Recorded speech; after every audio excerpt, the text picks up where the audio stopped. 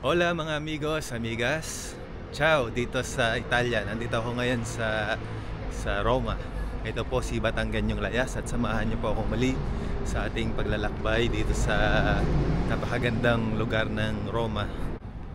Kapag sinabi nating Roma ay ang unang maiisip natin ay napakagandang mga buildings at saka mga sikat na mga artist gaya nila Michelangelo at saka ni Leonardo da Vinci. Ngayon, samahan nyo ako mga kalayas.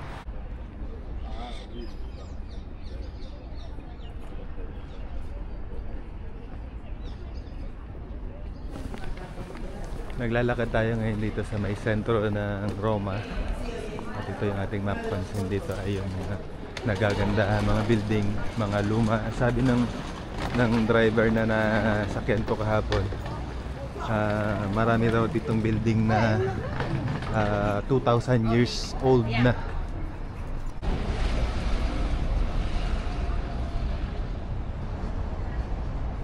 Pasok tayo dito sa Basilica.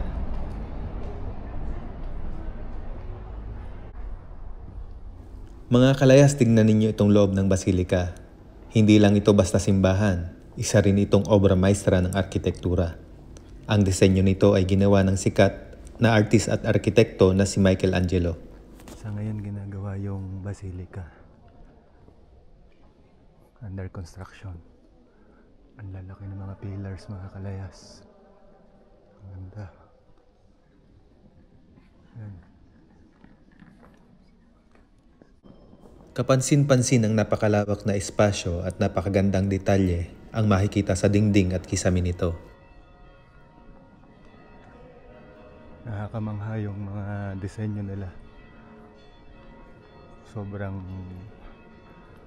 napaka-artistic nila pagdating sa sining.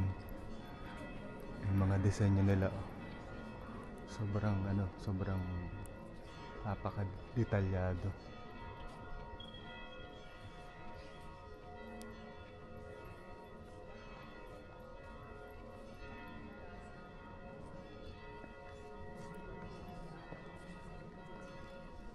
Ito naman yung nila, kumbaga sa atin sa Pilipinas, meron din tayong version nito, yung parang bamboo organ. Pero ito, ayan, ang laki. Natin to. Tapos ito, nakalagay dito sa pangalan, meditasyon. Ayan, makikita nyo yung murals doon sa likod ng babae. Pinutulan ng ulo. Sa bawat larawan at mga sining o mga eskultura na nakikita natin ngayon ay mayroong mga nakatagong kwento sa mga tunay na nangyari noong unang panahon dito sa Roma.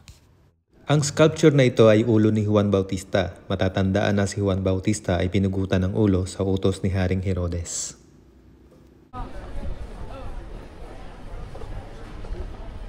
Guys, tignan niyo ang dami ng tao dito sa mga oras na to. Anong oras pa lang? Mga alas 11. Ito yung fountain. Sikat na fountain dito sa Roma. Pagdating ko dito sa may Fontana di Trevi ay may namataan din ako mga Filipino na namamasyal. Sila ay mga taga London. May mga nakita po kami mga tourists from London na nandito rin sila sa fountain. Na nakita nila yung yan. Picturean natin yung ating... Gamit ang aking mini camera ay pinicturean ko itong Fontana di Trevi. Hindi man tayo pinalad na makita na meron itong tubig dahil ito ay under construction, ay na-enjoy ko pa rin naman ang pagpunta dito. Napakaraming tao dito sa may fountain, kaso hindi na natin nagawang pumasok dahil napakaraming tao, magsasayang ng oras. Kaya binidyuhan na lang natin para makatipid tayo ng oras. Dapat pala mas maaga. Guys, try natin bumili, tikman yung ice cream nila. Ciao! Ay, Pilipino, nagtitinda ng ice cream dito sa Rome. Alin ang may re-recommend mo dito na masarap? Salted caramel, pistachio, American cookie. Okay, yung pistachio at saka yung salted caramel.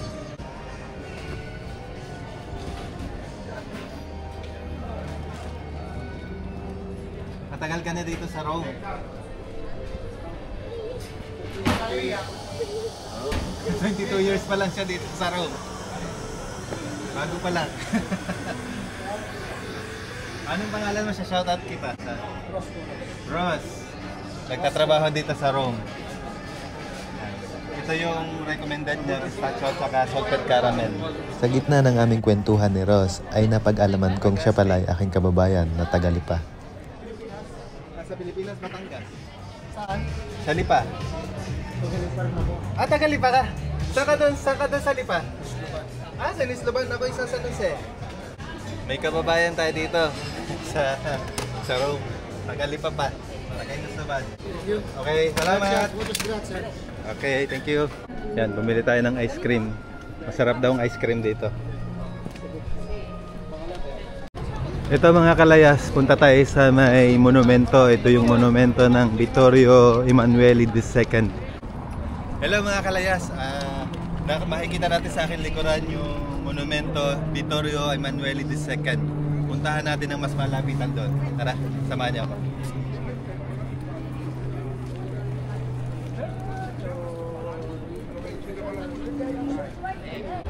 Itinayo ang monumentong ito bilang parangal sa kauna-unahang hari ng Italia na si Vittorio Emanuele II. Itinayo ito noong 1885 at natapos noong 1925. Gawa ito sa puting marmol at talagang napakalaki. May taas itong 70 meters at makikita ang malaking rebulto ni Vittorio Emanuele II na nakasakay sa kabayo.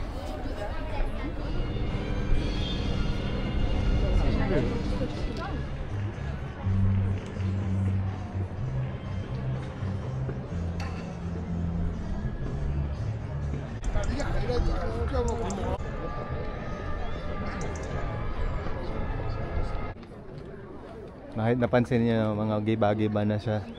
Giba-giba na yan. Oh. Pero naka-preserve pa rin. Iniingatan pa rin nila.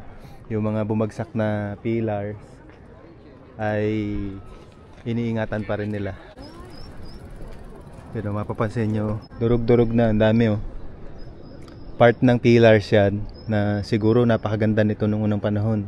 May mga matataas na pillars dito. Tapos yun oh. Tapos yun, may mga hagdan doon. Tapos yung ma-imagine niyo yung yung mga entrada papasok. Wala yung entrada ito, yun. Ito ang Forum of Nerva. Ang forum na ito ay mas kilala rin bilang Forum of Transitorium dahil nagsisilbi itong pangunahing daan o transit papunta sa mga malalaking forum sa paligid nito. Itinayo ito noong ika-unang siglo AD. Ang Forum of Nerva ay may mahabang pader at detalyadong disenyo at eskultura at may mga figura ng Diyosang si Minerva.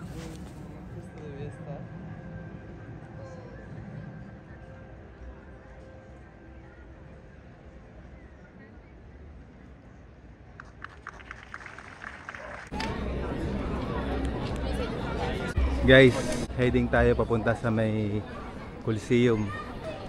Sikat na Coliseum na papanood natin sa mga movies, sa mga gladiator, yan. Hindi natin papalagpasin itong araw na to para mabisita tong Coliseum na to dahil ito ay once in a lifetime experience lang. Minsan. Guys, nakarating na tayo dito sa may Coliseum. Tara, samahan niyo ako. Kailangan natin siya mapuntahan dahil ito ay napaka-historical yan. Tara, samahan niyo ako.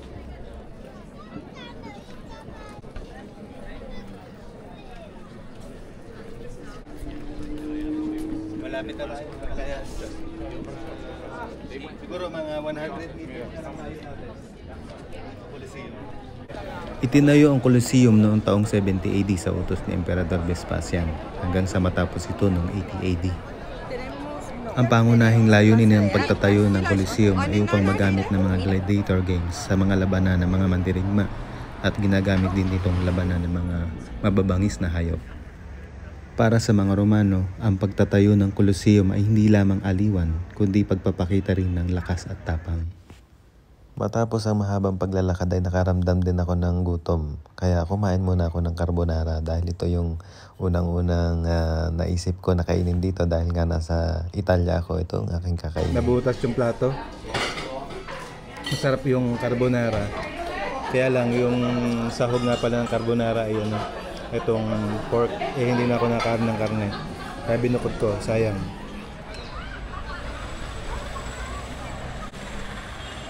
Sa ngayon, ang Colosseum ay tinuturing na World Heritage Site at isa sa pinakasikat na pasyalan sa buong mundo.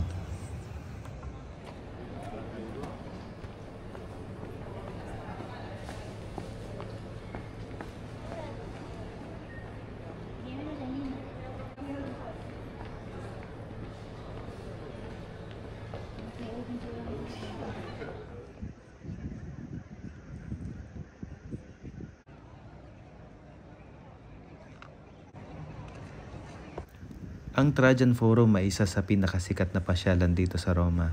Itinayo ito noong 112 AD sa utos ni Emperador Trajan.